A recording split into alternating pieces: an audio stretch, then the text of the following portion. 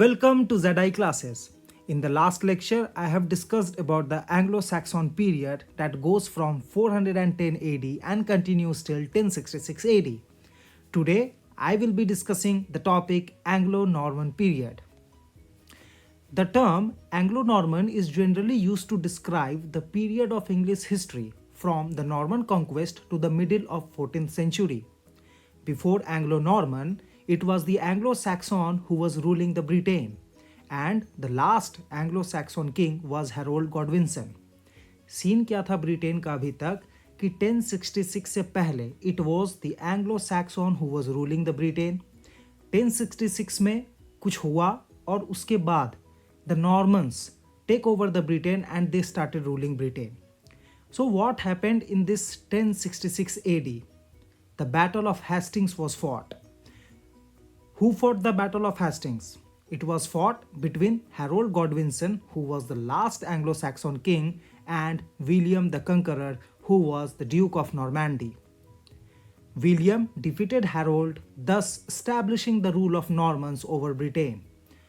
War में क्या हुआ? बैटल ऑफ हेस्टिंग्स में the Anglo Saxon got defeated and now the Normans started their rule over Britain.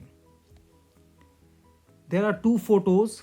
The left one is representing the William the Conqueror, whereas the right one depicts the Normans going for the Battle of Hastings. And you all know that war changes everything. So changes यहाँ भी आए. That is change in language. पहले क्या था? Old English language was mainly spoken by the Anglo Saxon people. यहाँ पे क्या होता है कि old English language plus the language that was brought by these Normans together comprises the Anglo Norman language. और अभी तक अगर हम जो भी पढ़े उसको if we divide the whole scenario in 3 parts, then the first was the Anglo Saxon, the second that is the battle of Hastings where the Anglo Saxons got defeated, and the outcome, that is, the Anglo-Normans wins Britain and they start their rule. Now, what was the impact after the conquest? Before conquering Britain, they were ruling France and learned French and they become more civilized. ये जो Normans आए Britain में, इससे पहले ये लोग France पे rule कर रहे थे और वहाँ पे उन्होंने फ्रेंच सीखा and they become more civilised. They brought French language कहाँ? ब्रिटेन में. और दे वांटेड कि जो भी पॉपुलेशन थी ब्रिटेन की, they should use French instead of using old English language.